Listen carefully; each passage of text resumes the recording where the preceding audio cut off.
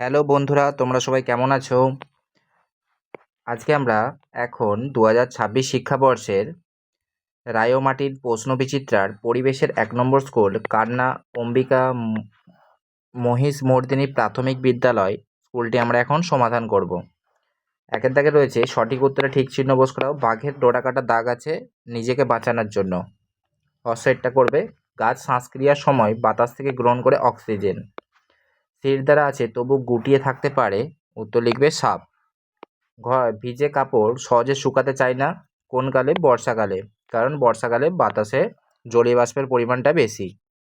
এরপরে রয়েছে 2-এর দাগের শূন্যস্থান পূরণ করো। পদার্থের কয়টি অবস্থা? পদার্থের 3টি অবস্থা। তারপরে এখানে লিখবে পাখিদের শরীরের ভিতরে বাতাস ভরা থলি আছে। পদার্থের ভর মাপা হয় কি দিয়ে? দাঁড়িপাল্লা দিয়ে। দাঁড়িপাল্লা। এরপরে রয়েছে লালাগ্রন্থি থেকে বেরোয়, লিখবে লালারস। লালারস। এরপর রয়েছে বাম দিকের সঙ্গে ডান দিক মেলাও। জলের নিচে জন্মানো গাছ, লিখবে পদ্ম। পাহাড়ি জায়গার গাছ, পাইন গাছ। শুকনো মাটিতে জন্মায় জবা ফুল গাছ, বালিতে জন্মায় ফণিমনসা। তাহলে এটা হবে গ নয়, এটা হবে ঘ। তাহলে এইটা হবে ঘ, আর এইটা হবে হচ্ছে গ, এইটা হচ্ছে ক, এটা হচ্ছে খ। এরপর রয়েছে 2-3 লাইনে উত্তর দাও। জীব ও জড়ের মধ্যে দুটি পার্থক্য। 4-এর দাগের এখানে করবে জীব আর জড় পার্থক্য করবে।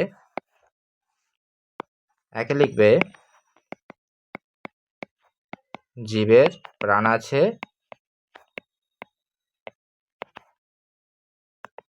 জড়ের প্রাণ নেই। জড়ের প্রাণ নেই, একটা হয়ে গেল। 2 নম্বর লিখবে জীব এক জায়গা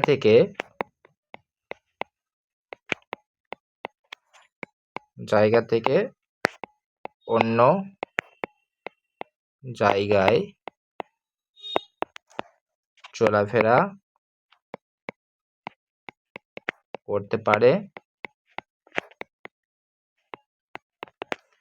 আর জড় পারে না। ব্যাস হয়ে গেল। তাহলে জড়ও তোমার হচ্ছে এক জায়গা থেকে অন্য জায়গায় চলাফেরা করতে পারে না। এরপরে রয়েছে গাছের খাদ্য তৈরি করতে কোন কোন উপাদানের প্রয়োজন হয়। কি লিখবে? এখানে লিখবে কার্বন ডাই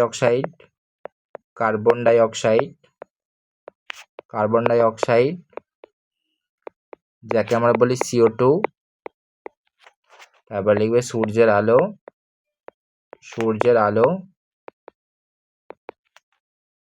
জল ও খনিজ লবণ। এরপর হচ্ছে কে কার খাদ্য লেখো। ঘাস ফড়িং, আগে হচ্ছে ঘাসকে খাই ঘাস ফড়িংকে খাই ব্যাঙকে খাই সাপ। আর জলের শ্যাওলাকে খাই মাছকে কে খাই? মাছরাঙা খাই। এরপর রয়েছে 6 দাগে পূর্ণবাক্যে উত্তর দাও। 2টি বিলুপ্ত প্রাণীর নাম লেখো। লিখবে একশৃঙ্গ গন্ডার। বই রয়েছে, দেখবে অনেক রয়েছে একশৃঙ্গ গন্ডার, আর হচ্ছে কৃষ্ণসার হরিণ। হরয়সই মধ্যাহ্ন। ভর কাকে বলে? লিখবে কোনো বস্তুর মধ্যে যতটুকু পদার্থ থাকে তাকে ওই বস্তুর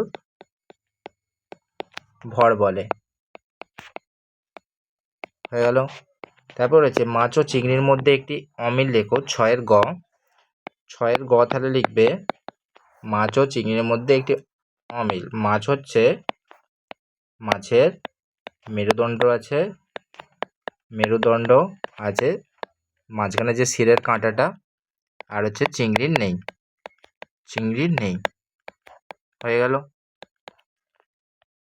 এরপরে রয়েছে ভারতে ব্রিটিশ সাম্রাজ্যের প্রতিষ্ঠাতা কে ছিলেন? লিখবে রবার্ট ক্লাইভ। Robert Clive. কয়টা বর্তমানে ভারতবর্ষে কয়টি রাজ্য আছে? 36টি। ভারতের আইনসভার নাম কি? পার্লামেন্ট। পৃথিবীর ছাদ কাকে বলে? পামির মালভূমিকে। এরপরে রয়েছে রাজ্যের রাজধানীর নাম লেখো। গোয়া হচ্ছে পানাজি, বিহার হবে, বিহারের রাজধানী পাটনা। এরপর হচ্ছে 2-3 লাইনে উত্তর লেখো। ভারতের জাতীয় প্রতীক কি? লিখবে ভারতের জাতীয় প্রতীক অশোক স্তম্ভের সিংহচূড়া, এর নিচেই লেখা থাকে সত্যমেব জয়তে, যা শক্তি ও সাহসের প্রতীক। এইটুকু লিখে দেবে। তাহলে আমরা পরিবেশের 1 নম্বর স্কুলটা করে ফেললাম।